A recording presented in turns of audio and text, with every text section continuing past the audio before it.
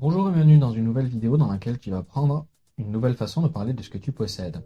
Donc là j'ai un petit garçon qu'on va appeler Tom et un jeu vidéo, a game. Pour l'instant il n'y a aucun lien entre les deux, tu es d'accord.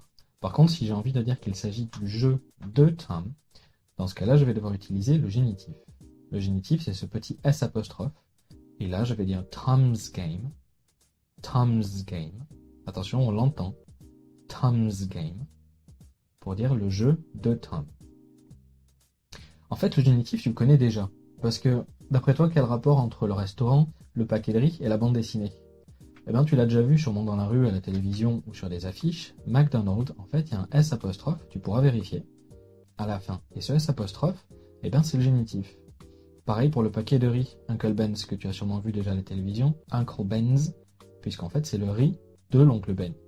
Et pareil pour les bandes dessinées, où le personnage Mickey, c'est le personnage de Walt Disney, qui en fait est une personne. Alors Ronald McDonald, bah, c'est le clown, et tu le connais déjà. Et puisque c'est son restaurant, on va dire Ronald's Restaurant. Ronald's Restaurant.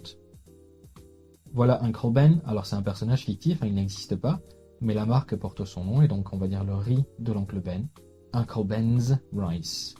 Uncle Ben's Rice. Enfin, la bande dessinée, bah, c'est celle de Walt Disney, qui a inventé Mickey et toute sa bande.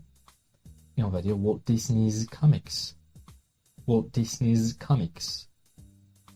Donc tu remarques qu'à chaque fois j'ajoute le S apostrophe entre le propriétaire et ce qu'il possède, et surtout j'oublie pas de le prononcer. Alors, il y a quand même des différences entre le français et l'anglais, et c'est ce qu'on va voir tout de suite. Regarde en français le jeu de Tom, et en anglais Tom's Game. Tom's Game. De, en français, c'est l'équivalent du S apostrophe. Tu es d'accord? Par contre, le propriétaire en français se trouve après le de. Alors qu'en anglais, il se trouve avant. C'est inversé. En anglais, on va dire Tom's game.